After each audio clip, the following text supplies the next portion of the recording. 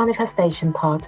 We are Louise and Sam, two ordinary mums living extraordinary lives through friendship, self-improvement, manifestation, the law of attraction, and a little bit of the magic. We look forward to you joining us on our fortnightly podcast.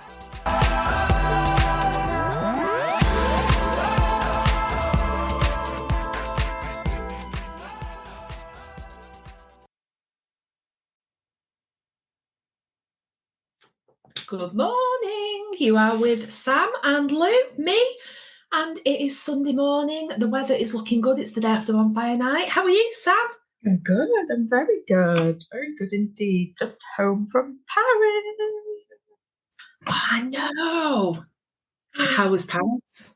Oh my gosh, it was amazing. It was everything and more. Yeah, it was beautiful. The weather was beautiful. Obviously the city was stunning. Just loads of lovely time with the kids, and yeah, just loved every minute of it. Yeah. We were talking before this, weren't we? And it's really funny because we had all these plans, like go to the Louvre, the Eiffel Tower, and we got to the Louvre, and the kids were like, "Yeah, we've seen it now. We took a picture. Let's go." Culture wasted on kids. I know. And at the end of it, we were talking about like when we'd like to come back and what we'd do next time. And I just said to them, I was like, "No offense, kids, I love you dearly, but there was some things that I wanted to do that you did." And they're like, "What? You could have asked us." I was like, "You know, we were at the Louvre," and I said, "Could we at least, walk round it, look inside it?" And they're like, "Oh yeah, you did ask that, but yeah, we really didn't want it." Maybe we should go to Paris. Maybe we should maybe we could do a pod in Paris. It'd be so good, like a shopping culture trip to Paris. Yeah. Adults would be really good. Let's get that on our goal list, Louise. Yeah, we can do that for 2024. Yeah. Oh yeah, how's your week been since the last Yeah. podcast? Good. Not as exciting as yours. What have I done this week? So Charlotte's Room is finally done. We finished it last weekend. We had a bit of an issue with wardrobe doors, which took all night Wednesday night. But yeah, it's done. So went to the theatre last night. That was quite good. And today I'm just having a bit of a jobs day. So just one of those weeks where plodding along, nothing too exciting's happened, but I feel like I'm making progress. And also Charlotte's Room is the last room that's going to get done before Christmas. So I feel like I can have a little bit of a rest now and not do house things, which feels very nice. Yeah, that's good. You've been doing a lot of them, so it'd be good to have a rest from it. Yeah. And I think once you start something as well, you start off by, I don't know, I think we started off by getting the room plastered, so it was emptying it all out. And then each weekend it's something else, painting, the electrician coming. It's taken weeks. So yeah, I'm glad it's finished. It looks beautiful in there. We're living in there at the moment because it's the nicest room in the house now. It's lovely. Brand new carpet, which is always good. We just sit on the carpet, look in the mirror and chat. I love it. That's awesome. Can't wait to come and see it. Yeah, it'll be good. So we've not got a title for today's podcast, but I thought we would call it the one where we talked about abundance, and that is partly in memory of Matthew Perry, who died this week, and I feel very sad about that. So I thought I'd do as a little Friends reference for our pod for today. Love it. So we're talking about money mindset, where we are with it, and we are. Yeah. Take us through it then, Louise. Where do we begin? Well, I've been sorting money out a lot lately. It's all I do. All I do is, I'm like, what was that guy called? He just sat and counted his money. I'm very much like him at the moment. I'm just moving money around constantly. But I am doing a course in January. So I've been really trying to get stuff on paper about what I do, because I think I manage my money very well. And it's just got me thinking about when we kind of leave school and how we manage our money. So we're usually told, when we start earning money, make sure you've got enough for your bills, maybe save some if you're lucky enough, and then whatever you're left with, you can do what you want with. That's yours to spend. We all kind of go a bit mad by that and go, oh my God, I've got all this money, I can do what I want with it. And all we tend to do is just spend it and spend it and spend it until there's nothing left. And then we do exactly the same the following month. But if you imagine if you got paid, just for argument's sake, £1,000 a month, and you had £500 for bills, £200 for savings, that leaves you with £300. That £300 is the only money you've got to live your perfect life now. So why don't we plan for that? Why do we just allow that to just go through our hands? Because I bet any money, and I know this from personal experience, if I ask the average person what did they do with that £300, and generally people are worse the more money they've got, and I'm definitely speaking from experience here, you won't have a clue what you've done with it. You might remember a meal out, you might remember something you did, like a concert, something really tangible and obvious, you'd look in your diary. But the rest of it, I bet you wouldn't have a clue. So a lot of what I do now is about planning what I want to do this month, sometimes this week, sometimes today, and living for the moment with that money that I've got. So I look at, interestingly, me and Matthew did this a while ago. We were talking about living together, as we do every so often. Never put a date on it, but we talk about it an awful lot. And we talked about what does our perfect week look like if we lived together. So we sat opposite each other. We'd finished eating. This was a couple of weeks ago. It was quite good, actually. It was quite a nice exercise to do with your partner. We had a nice meal, and then we sat opposite each other, not in a restaurant, in my kitchen.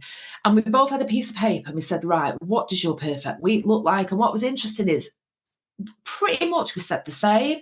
So there was, I wanted to do some exercise. I wanted to eat really healthy, nutritious food. I wanted some time on my own. I wanted some kind of date night. I want some time with Charlotte doing something that we both enjoy and we can have some quality time. I want to spend some time reading. I want to spend some time on my personal development. I want to spend time on my business. I want some kind of friends night out. I mean, I wanted to pack an awful lot into this week, and obviously you can't do it all, but his was pretty much the same. And so I then got the calendar and went, right, okay, this is what we want to do. What is in our calendar that supports that lifestyle we're trying to achieve? And then we basically went through the calendar, and mine wasn't too bad. He doesn't really have a calendar. He's not as organised as me, but mine pretty much aligns to that. I want to do something a bit self-care-y. That was in there. Stuff with Charlotte. We like to play tennis together. And then I look at my spending and go, right, okay, this is what I want to do. And what's really interesting when you do this, a lot of what I want to do doesn't actually cost a penny. It's all about experiences with friends, really. It's not about this is what I want, or I want some massive night out, or I want to eat in the Ivy. They're all nice things that I want now and then, but on a week-to-week basis, that isn't what makes me happy. So then once your calendar aligns with that perfect life, if you can align your spending with that and just go, right, this is for this is for this, and separate that, have some leftover for some kind of spontaneity as well. I think you've got the makings of that good life right here and right now. And you don't need a lot of money to do that. Like, anybody could do that, no matter what the circumstances. And actually, if you didn't have a lot of money, you could take it one step forward and go, this is what I want to do. How can I do that as cheaply as possible? You make it sound so simple, and at its basics, like, it is really simple, isn't it? But is this what your course is going to help people do? Because, like, you know, I've not had as good a money mindset or even money management as you've had. So, like, when you're starting from the bottom of this, you do need that help, because I wouldn't know where to start, you know, with that, as basic and simple as it sounds.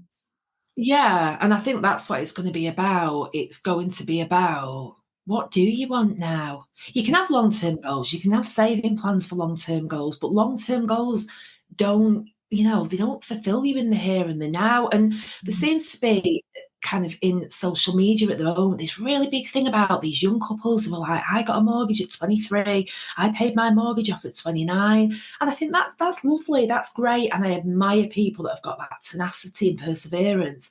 But at what cost? I didn't spend my 20s sat in saving money to get a house. I know things were very different in the 90s, but I wanted to live my life in the 90s. I didn't give a shit about money. All I wanted to do was literally spend on socialise until it was gone. And I think it's fine to do that in your 20s. I also think if you want to stay with your partner and get to that place of real security financially, not spend any money and get a mortgage and pay it off, that's great too, but most of us don't want that.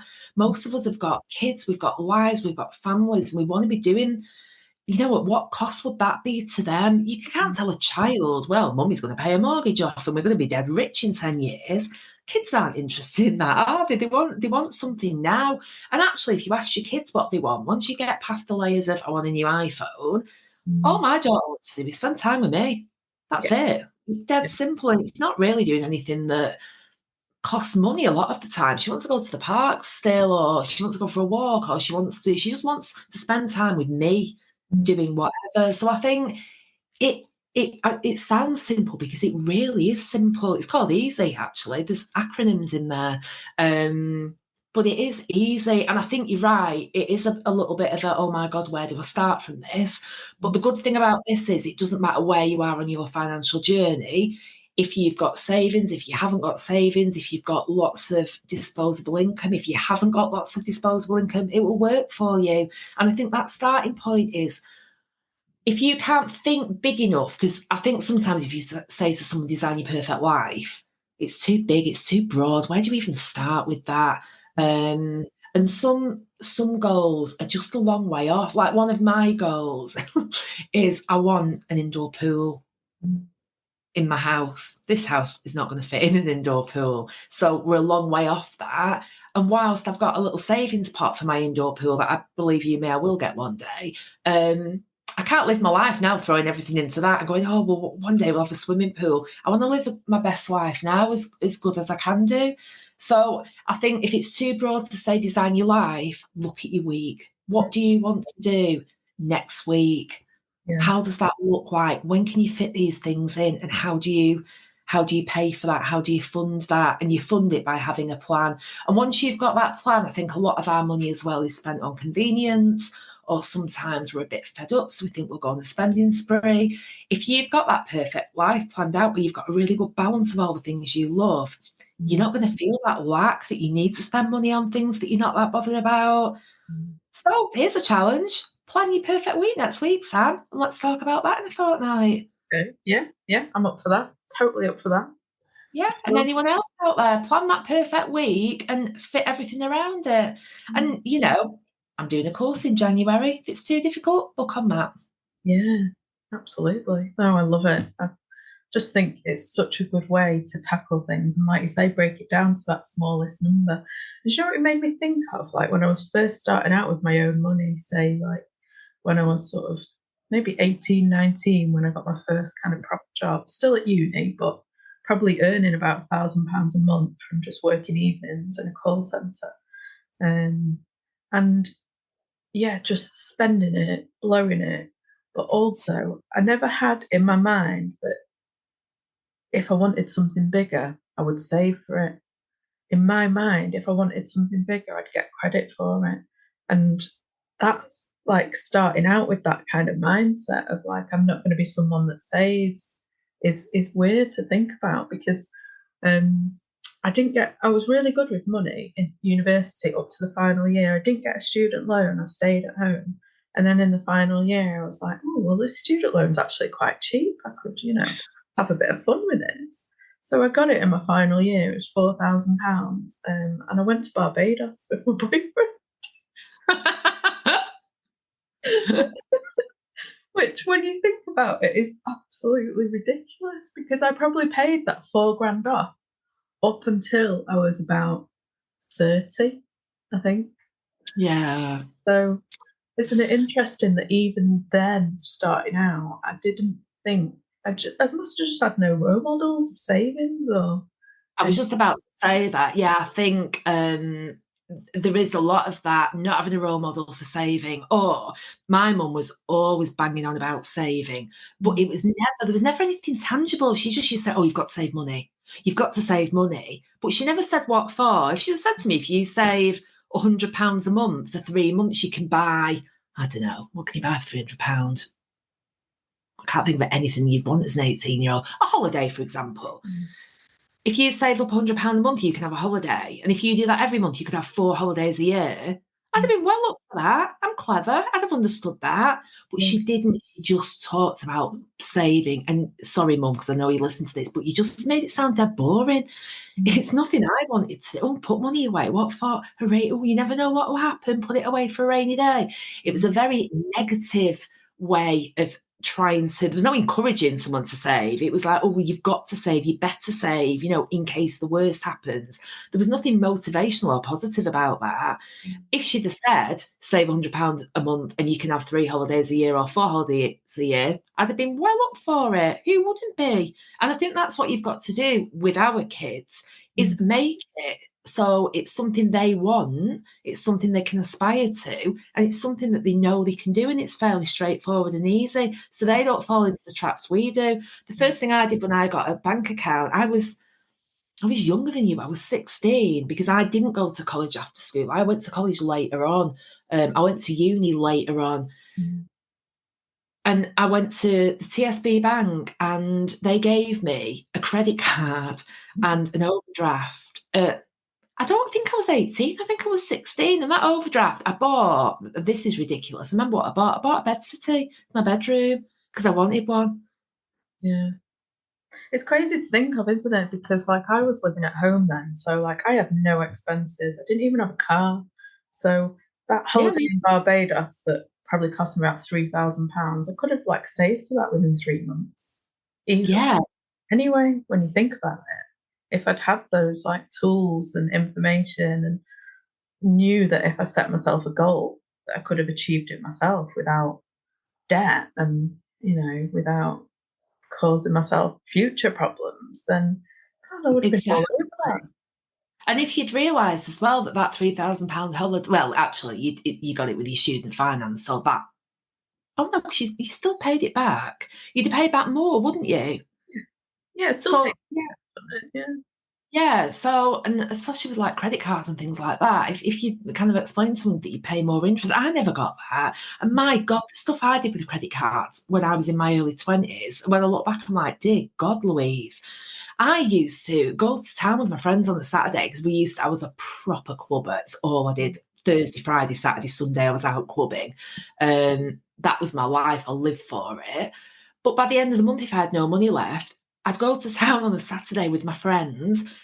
We'd all buy an outfit for the Saturday night with my credit card and they give me cash for it. So I had money to go out and a new outfit. They all had new outfits. And I had the credit card bill to pay, but I never worried about it because you never pay it back, do you? You just add and add and add. And that was, start of debt for me at a very young age, but it just seemed the norm. It didn't seem anything bad really. And I'm pretty sure like my mum knew about it as well and didn't really, I mean, she might have commented, I wouldn't probably taken a blind bit of notice, but I don't remember. If that was Charlotte now, I would be like, you are absolute. I mean, I think I'm a bit more bossy, but I would be, you're not getting a credit card. You don't need one. I'd be very putting my foot down about that. But I don't know, I think parents are very different now to the way they were when we were kids. I think we have a lot more influence over our kids and a lot more control.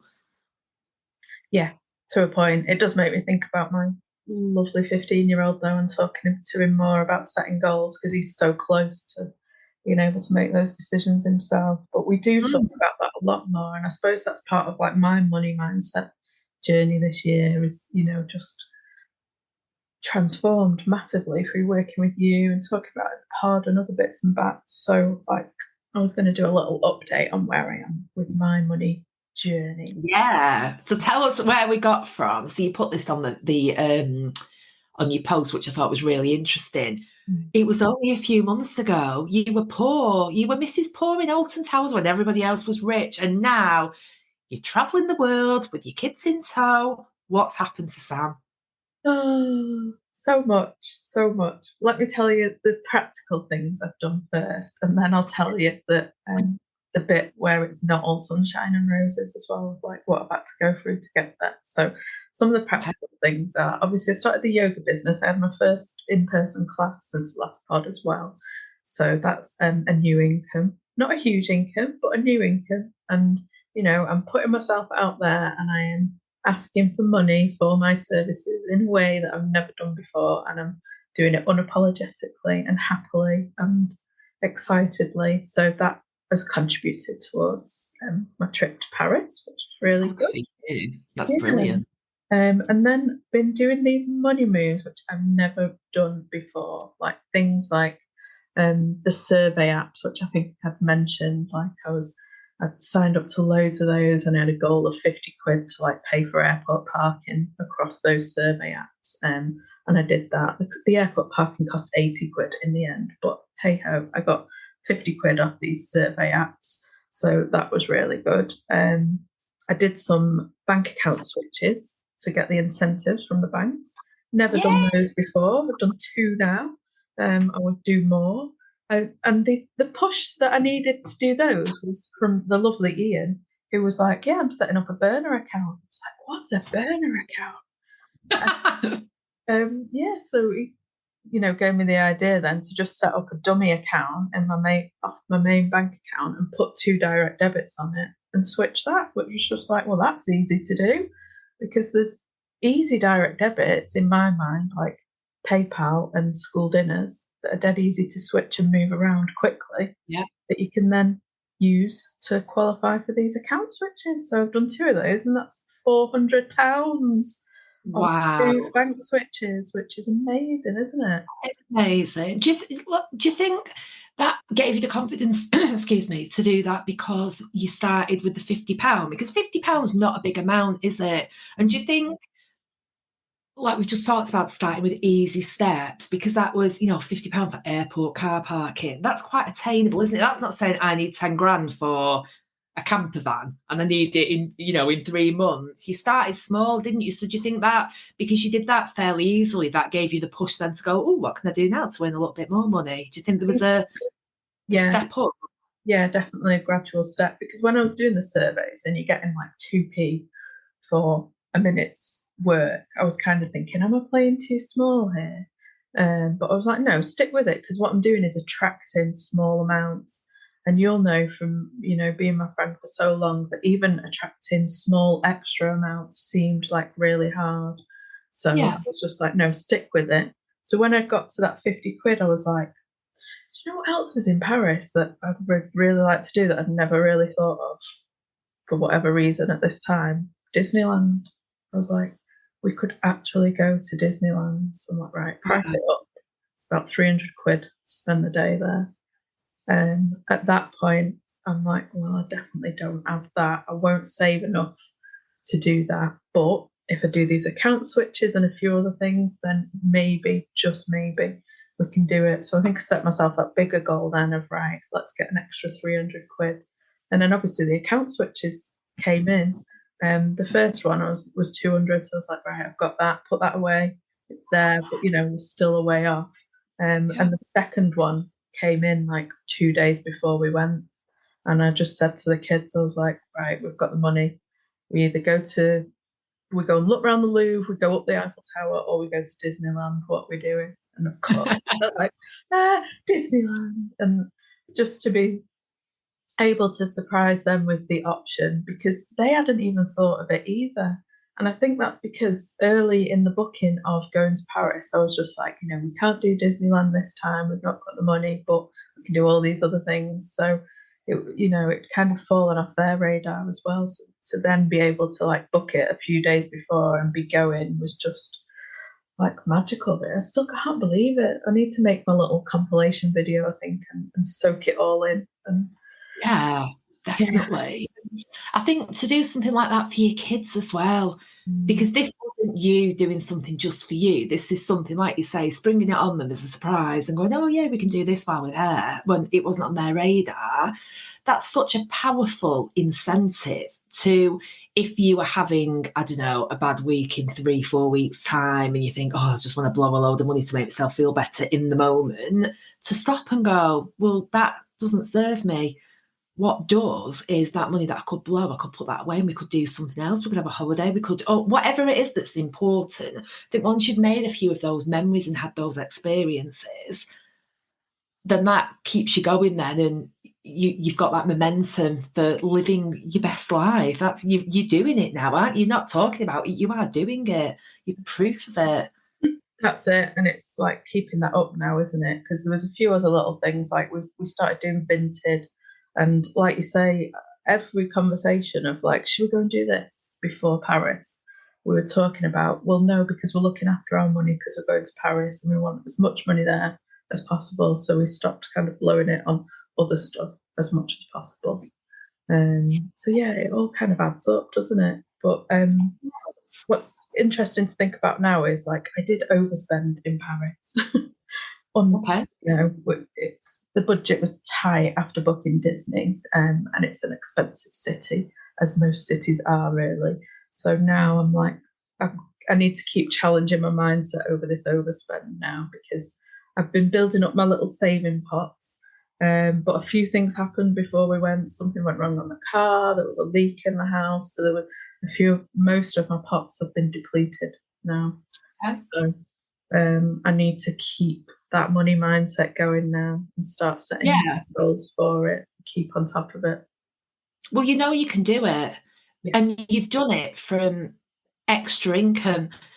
So if you forget extra income for a while and just think about your own money and what money you've got and where you can pull that from to build those pots up again, then if you get extra income on top of that, it's on top of it. So if you've done it without using your money and it was just extra, and then you do both, then, once we've got Christmas out of the way, I know it's coming up to an expensive time of year, but in January, you just start again. I feel like that. My pots are definitely, I'm dipping in constantly. Charlotte's rooms cost far more. God, the price of things at the moment, everything's really expensive. I know I'm stating the obvious. I know we all know that, but the price of carpet, I couldn't quite believe. I paid the same amount for Charlotte's bedroom, which, let me tell you, is not a big room, as I did for my lounge carpet in the old house, which was a massive room.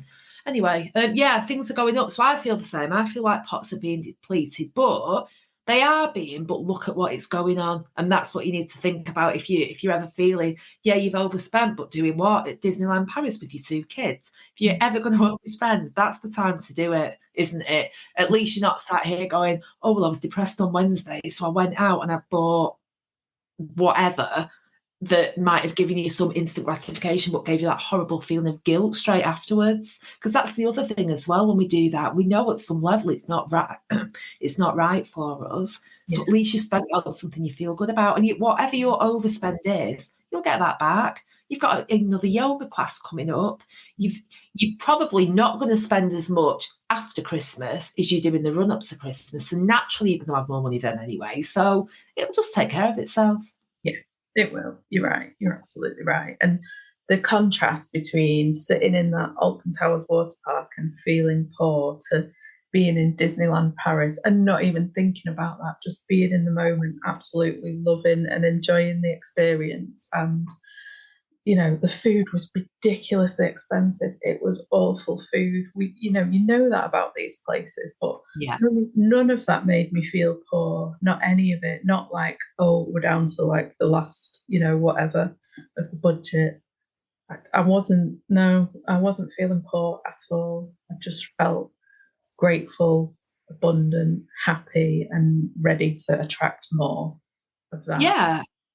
And even when you're at the end of your budget, you're at the end of your budget because you are poor. It's because it's a budget. You've told yourself this is an amount that I'm happy to spend on this experience, whatever that experience is. So once you come to the end of that amount, this isn't about you being poor. You can have £10 million in the bank, but you're still going to have a budget for doing certain things. It's never going to be unlimited.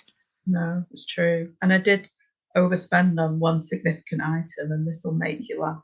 I wish I had it nearby because I could show you, but it's a magical Christmas Mickey Mouse wand that lights up and blows bubbles. And it makes me so happy, and I'm gonna take it to every Christmas party in Iris's as well.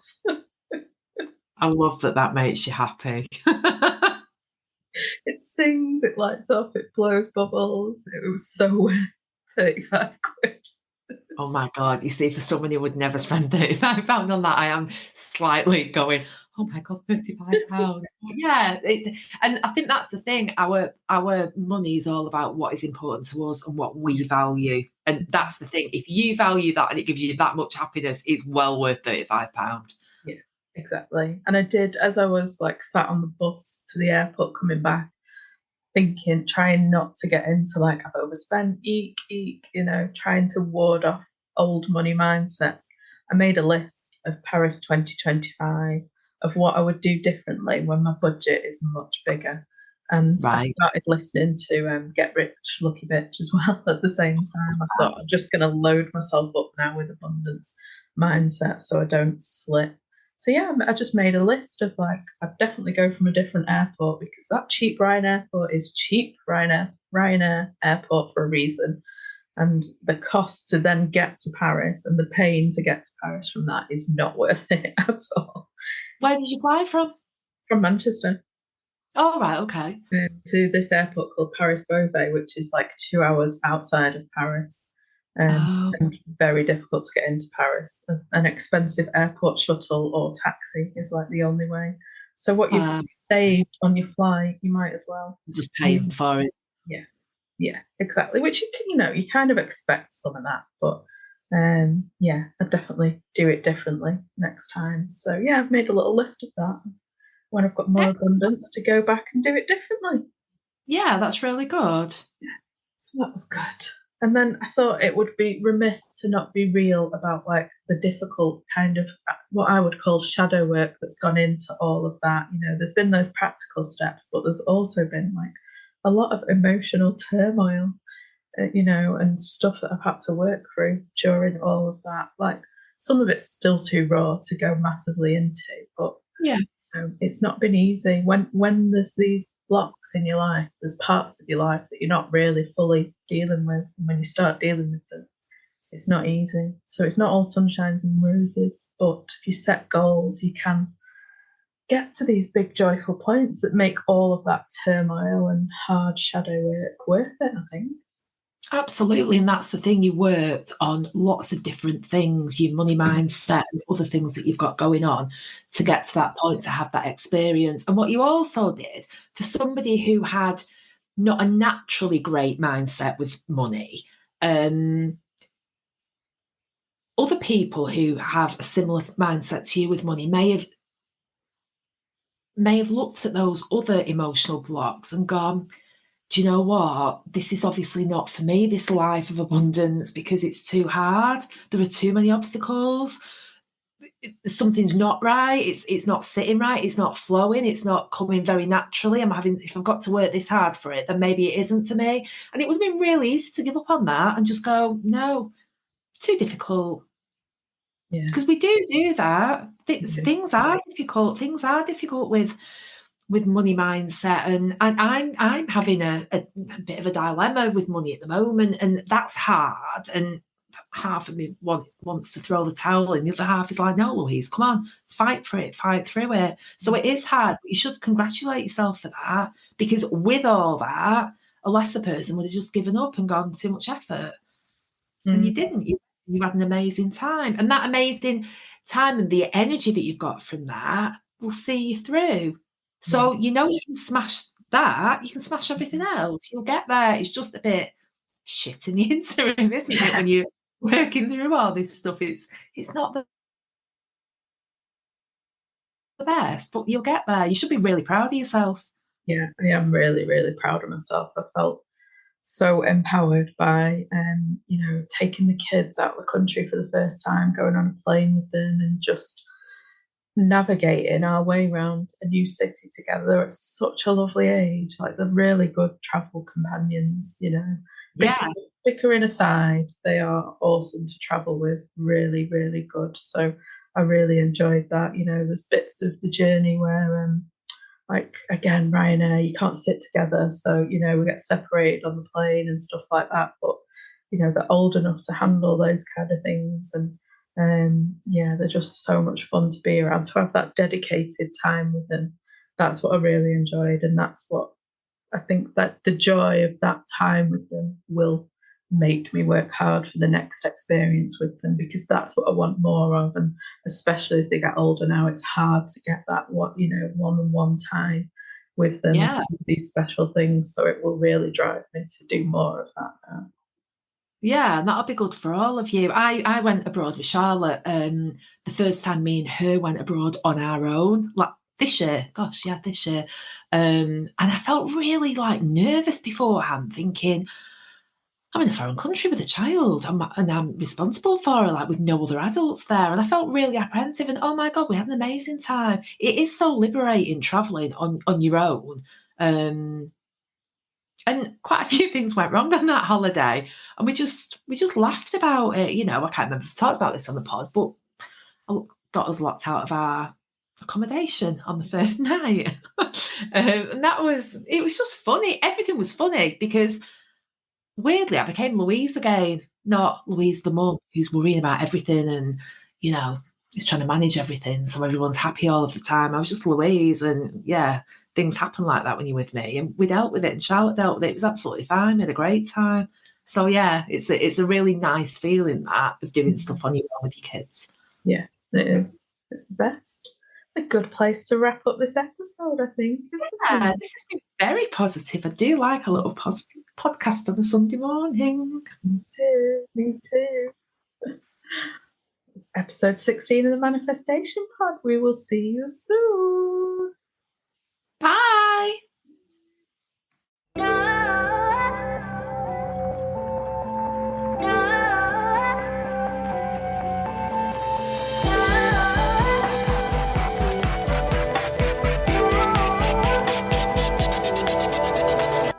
You've been listening to the Manifestation Pod with me, Sam Fillingham, and Louise Marshall.